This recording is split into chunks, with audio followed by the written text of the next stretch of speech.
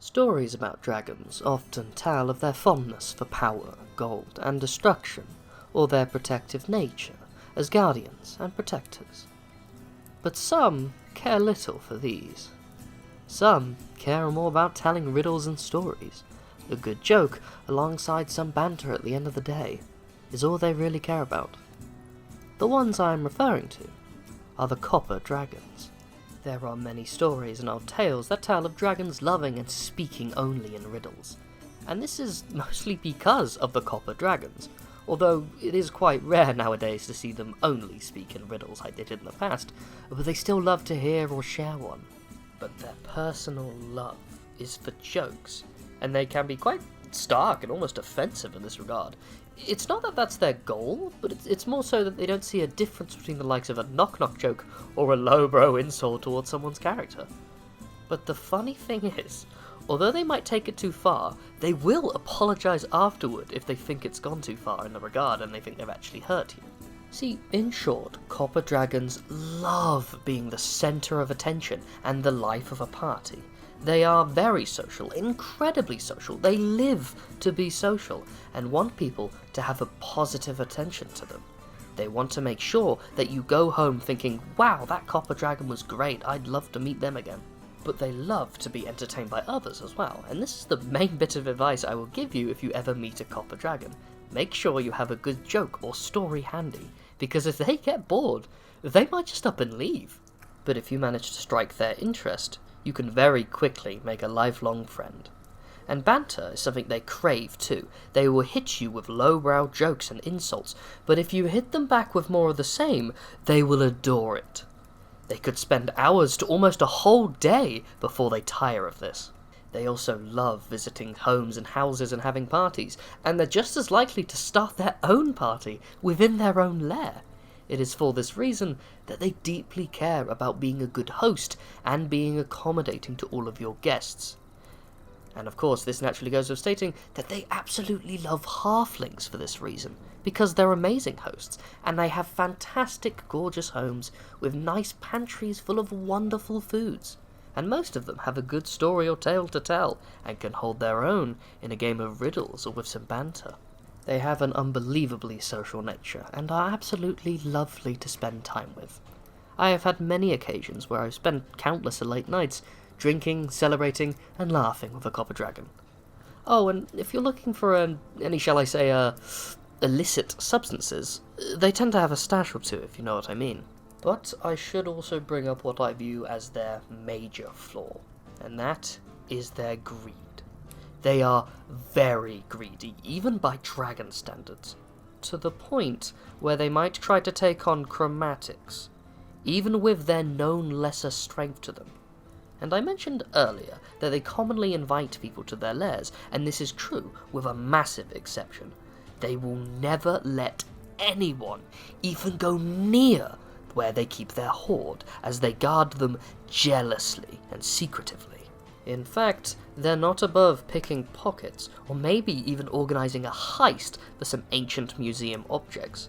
This is by far their biggest negative, but they would never go out of their way to kill those undeserving for some wealth. But tricking an unsuspecting tourist in the form of a halfling to hand over their valuables is not above them, nor is stepping on the bigger guy, the one stepping on the littler guy.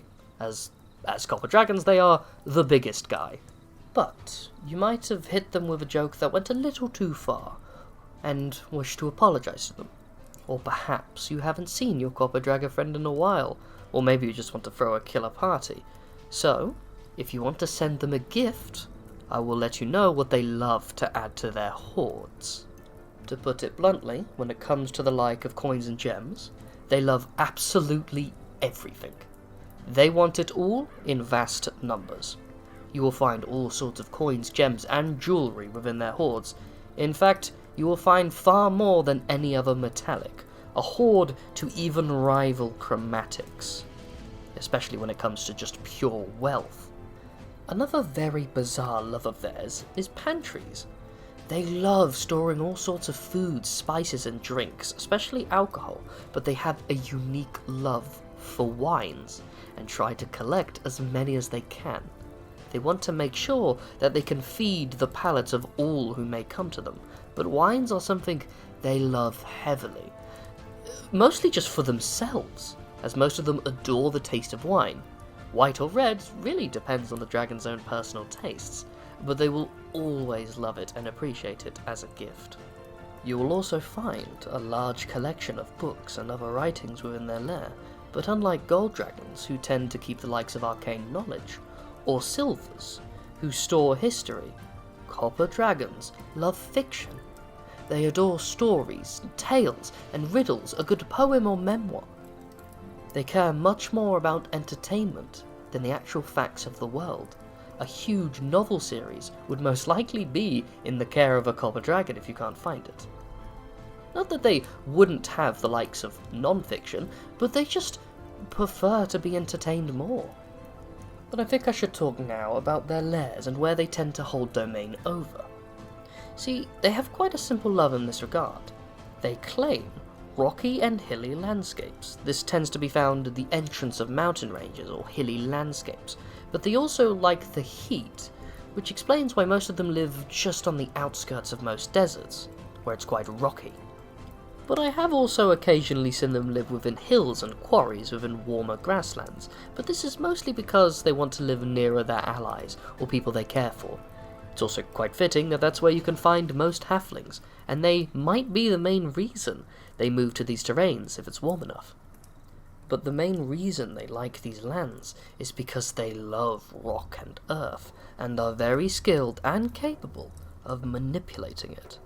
They also like enclosed spaces, and they're not exactly the best flyers, so they're very fond of running around and jumping, and are very skilled at this.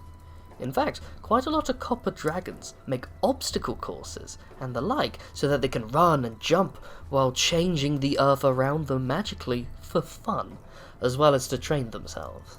But with all these sweet and cute things being said, they are still dragons, and greedy ones at that. Sometimes you will have to come to blows with those you don't want to, or perhaps you are forced to uphold an oath, or natural conflict of the world. Maybe there is an artifact that you desperately need, and the copper dragon refuses to unhold it. Or perhaps you are just evil and do not care. Regardless, I should prep you for a fight. For starters, they're breath weapons, the first and main one being acid, which they use to help clear out the earth and for building underground, as well as dissolving away stone to get to more valuable minerals, metals, and gems. But the other breath weapon they possess, and the one that's far more interesting, is their slowing breath. Something that slows down their foes both physically and mentally, making it much easier for them to employ some hit-and-run tactics that they are oh so fond of. Unlike most dragons, coppers don't tend to fly often unless they really need to, or when they have to travel vast distances. So when they want to fight, they will try to lure you into an enclosed space and use their legs to jump and climb across various walls and have various rock traps hit you as they go along. They are very fond of trapping you. So if you want to counter their strategy, you need to learn how to destroy or get through the earth itself, as they are going to be using it against you. They are also quite smart, so getting them to throw away their strategy for whatever reason is going to be very hard, damn near impossible almost. But the last thing I shall note that could possibly help you in this endeavour is what they tend to keep as allies. As I've said many times before, they have a unique love for halflings, but they also like the likes of humans and dwarves for various reasons. But they actually don't like some humanoid races, such as gnomes and elves, but that's mostly because of the main allies they keep. See, like most dragons, they use kobolds, but coppers absolutely love kobolds. They adore them and care for them, and in some ways they pamper them. They treat them like cats in this regard, but one race that has never gotten along with kobolds is gnomes. See, kobolds and gnomes have an ancient rivalry, one that is way too long to go into now, but the important part is that copper dragons side with kobolds, because they're just so darn cute. And hilariously enough, that isn't an exaggeration. The main reason is because they view them as so cute. Whenever a dignitary would come round and state to the dragon what their nest of kobold have done, the dragon would instantly deny it, akin to an elderly woman who would deny that her cats ate any nearby birds. No, no, no, not my sweeties, they would never hurt a soul, while in reality, the kobolds are slinging rocks in the next room. But I think I'm going to change the topic now to how they affect the region as a whole, as it's quite bizarre. For a start, their own vestige can appear within the very stone that seems to move magically, as if taunting those who want to find it, turning it into a living 2D picture of themselves, and I swear the one time I saw this, it winked at me. Another absolutely strange effect they have on their region is all animals within it somehow learn Draconic, and become surprisingly talkative. When you meet them, they will always speak highly of the dragon, but can't seem to remember any details about it. And they never know where its home is, despite saying all sorts of lovely things about their lair.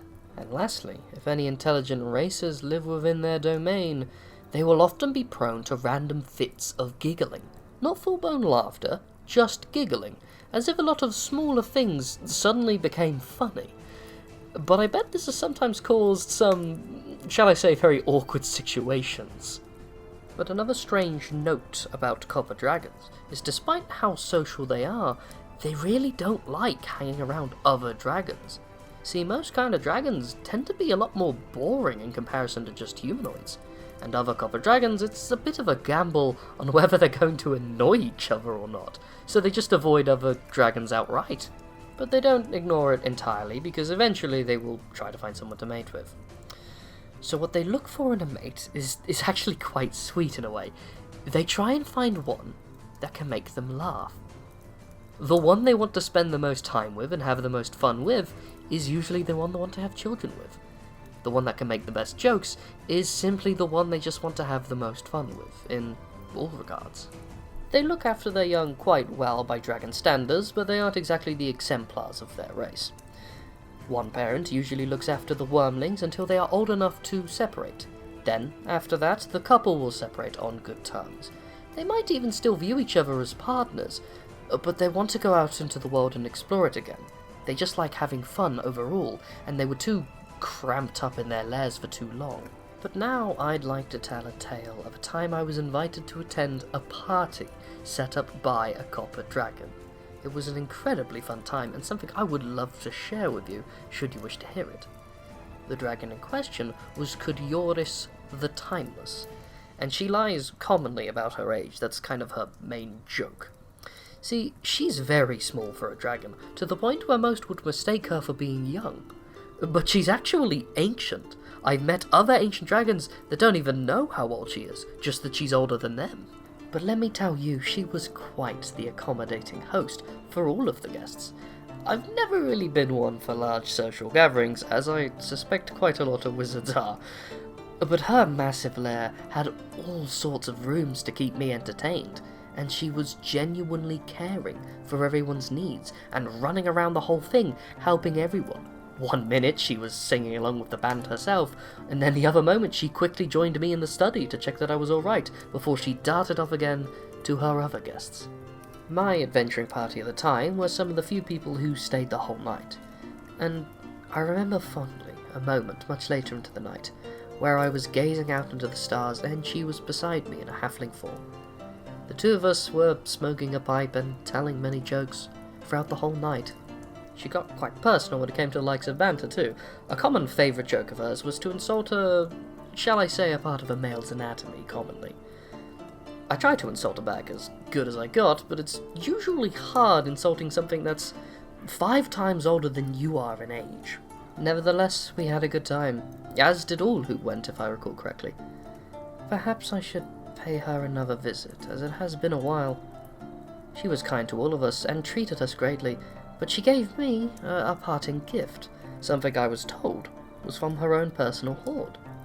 A bottle of red wine, in which she told me only to open on a special occasion. I have yet to do so.